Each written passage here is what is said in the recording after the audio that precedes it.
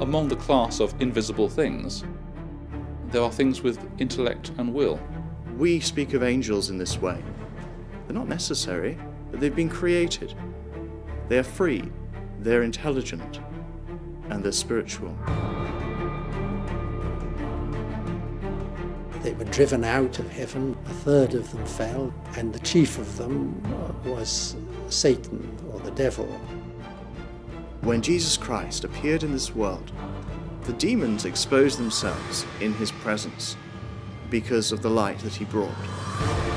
If one is separated from God, one will be vulnerable to whatever is most powerful out there, will not normally be ourselves. On the cross, our Lord Jesus Christ defeated death, he defeated sin, and he defeated the power of the devil.